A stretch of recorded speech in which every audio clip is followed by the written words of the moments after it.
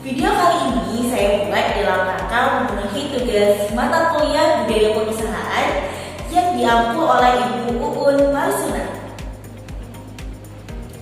Oke teman-teman semua, di kesempatan kali ini saya akan sedikit membahas tentang materi yang terdapat di buku bab 5. Buku yang saya pakai referensinya dari sini ya. Materi yang saya ambil referensinya dari buku budaya perusahaan karya Purwanto.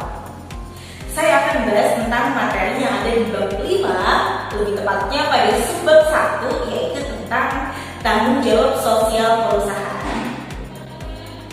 Oke teman-teman, sebelum lanjut, aku mau tanya dulu nih teman-teman semua. Teman-teman tahu gak sih apa itu tanggung jawab sosial perusahaan atau corporate social responsibility? Oke, kita masuk ke materi yang pertama, yaitu definisi tanggung jawab sosial atau corporate social responsibility. Jadi, corporate social responsibility terdiri dari 3 kata. Yang pertama yaitu corporate, yang kedua adalah sosial, dan yang ketiga adalah responsibility. Kita akan bahas satu persatu ya teman-teman. Yang pertama adalah corporate. Apa sih corporate itu? Kita sering dengar ya, bidang corporate gitu. Corporate itu apa teman-teman? Corporate adalah perusahaan di mana badan usaha yang melakukan produksi, baik itu berupa barang ataupun jasa, itu namanya perusahaan atau corporate. Yang kedua adalah sosial. Sosial itu artinya apa? Sosial masyarakat gitu ya, yaitu pihak-pihak yang meningkatkan eksistensi perusahaan ataupun stakeholder. Stakeholder itu meliputi karyawan, masyarakat, pemasok, pelanggan, media massa, dan lain sebagainya. Yang ketiga adalah responsibility atau tanggung jawab. Jadi, perusahaan memiliki kewajiban untuk menanggung akibat dari segala sesuatu yang telah dilakukan oleh perusahaan tersebut. Jadi teman-teman, dapat kita simpulkan bahwasannya tanggung jawab sosial perusahaan atau corporate social responsibility adalah tanggung jawab perusahaan terhadap pihak-pihak yang berkepentingan, pada khususnya yaitu masyarakat dan lingkungan sekitar. Teman-teman juga bisa melihat arti dari corporate social responsibility dalam Undang-Undang Nomor 40 tentang Perseroan Terbatas atau UU PT pasal 1 ayat 3 yang menyatakan bahwasannya tanggung jawab sosial dan juga lingkungan merupakan salah satu komitmen perseroan dalam rangka berperan serta dalam pembangunan ekonomi berkelanjutan guna meningkatkan kualitas kehidupan dan juga lingkungan, baik itu yang positif gitu ya, baik itu untuk perseroan itu sendiri, bagi komunitas sekitar ataupun bagi masyarakat pada umumnya. Yang selanjutnya adalah 3 pendekatan tanggung jawab sosial. Yang pertama adalah tanggung jawab moral, yaitu kebijakan atau tindakan yang dibuat itu berdasarkan prinsip kesantunan. Dengan artian bahwasannya apa yang dilakukan itu tidak melanggar atau merugikan orang lain atau pihak lain. Yang kedua adalah pendekatan kepentingan bersama, yang menyatakan bahwasannya kepentingan atau kebijakan-kebijakan moral harus didasarkan pada standar kebersamaan, kewajaran, dan juga kebebasan. Dan yang ketiga adalah pendekatan manfaat, di mana konsep tanggung jawab sosial ini yang didasarkan pada nilai-nilai bahwa apa yang dilakukan oleh perusahaan saat ini akan menimbulkan timbal balik kepada perusahaan dengan nilai yang positif, yang baik. Yang kedua adalah manfaat corporate social responsibility bagi perusahaan. Yang pertama adalah meningkatkan citra perusahaan. Tentunya ketika kita berbuat baik, memperhatikan lingkungan sekitar perusahaan, memperhatikan masyarakat yang ada di sekitar perusahaan, citra perusahaan akan semakin meningkat dan citra perusahaan akan terus memiliki citra positif di pandangan mereka. Yang kedua adalah mengembangkan kerjasama dengan perusahaan lain.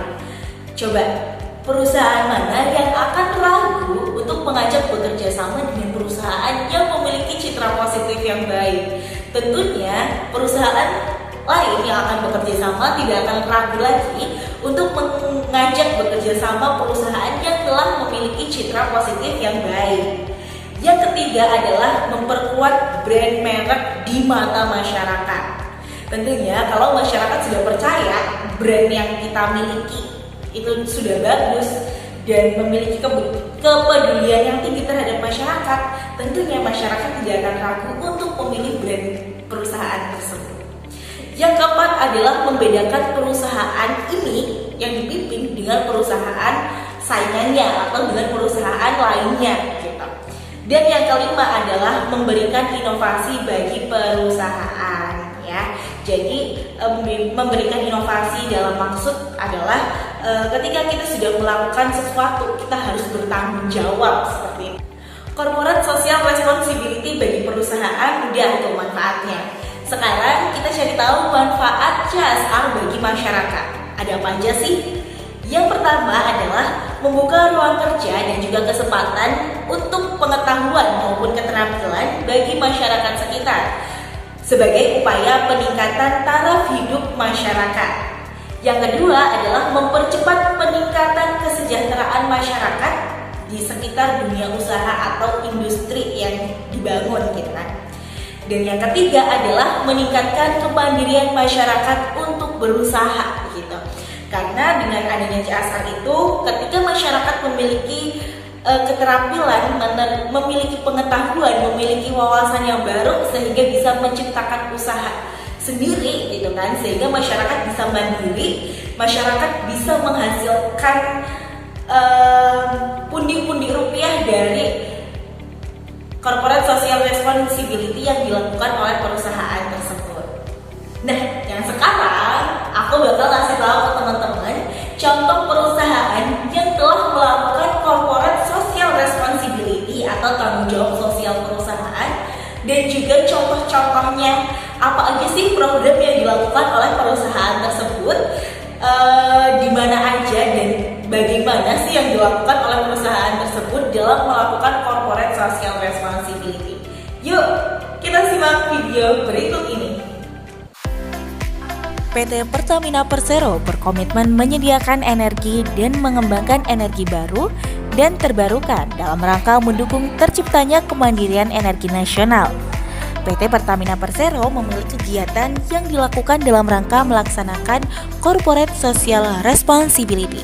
Di antaranya adalah yang pertama dalam lingkup energi efisiensi, yaitu program Green Village pada PT Pertamina, berupa kampanye penghijauan melalui model tabungan pohon, penguatan program pengolahan limbah menjadi bioenergi, usaha produksi bioetanol sebagai konservasi energi migas, perilaku hemat energi, dan juga pemanfaatan lahan yang tidak terpakai. Yang kedua dalam lingkup lingkungan hidup, di mana Pertamina menunjukkan kepedulian yang tinggi terhadap pelestarian lingkungan melalui program Pertamina Hijau. Dan contoh program yang telah berjalan yaitu program keanekaragaman hayati dan juga program penanaman mangrove. Yang ketiga, lingkup pemberdayaan masyarakat. Pertamina melalui para karyawan membentuk sebuah relawan yaitu komunitas relawan Pertamina Peduli yang berperan aktif menjadi garda terdepan dalam setiap tanggap darurat bencana yang terjadi di Indonesia. Yang keempat yaitu lingkup pengembangan masyarakat, berupa program beasiswa yang menyalurkan biaya pendidikan kepada siswa maupun mahasiswa. Program ini juga menyediakan lembaga pendidikan alternatif dan juga program pendidikan khusus. Dan yang kelima adalah lingkup kesehatan. Aspek kesehatan merupakan salah satu perhatian utama Pertamina Persero dalam melaksanakan kegiatan corporate social responsibility dalam mewujudkan tujuannya yaitu kehidupan sehat dan juga sejahtera. Pertamina menunjukkan kepeduliannya terhadap aspek kesehatan melalui program Pertamina Sehat. Pertamina Sehat mengayomi program-program di bidang kesehatan, khususnya kesehatan ibu dan anak. Oke teman-teman, kita udah simak video yang ada di samping tadi kan tentang PT Pertamina Persero. Sekarang kita dapat ambil kesimpulan akhir dari materi ini, yaitu tentang tanggung jawab sosial perusahaan atau corporate social responsibility. Jadi teman-teman, CSR ini memang tidak memberikan keuntungan dalam jangka waktu yang pendek. Tetapi corporate social responsibility memberikan keuntungan dalam jangka di masa yang akan datang gitu, dalam jangka yang panjang. Oleh karena itu, hasil dari corporate social responsibility atau tanggung jawab sosial perusahaan merupakan investasi bagi perusahaan di masa yang akan datang. Oke teman-teman, mungkin itu aja sedikit materi yang dapat aku sampaikan tentang tanggung jawab sosial perusahaan. Barangkali teman-teman masih ingin lebih tahu mendalam tentang corporate social responsibility, teman-teman bisa baca di buku Budaya Perusahaan karya Purwanto. Oke teman-teman, itu aja sekian yang bisa aku sampaikan. Barangkali teman-teman juga ada tambahan atau koreksi, teman-teman bisa sampaikan di kolom komentar ya. Terima kasih, sekian dari aku. Wassalamualaikum warahmatullahi wabarakatuh. Sampai jumpa di lain pertemuan.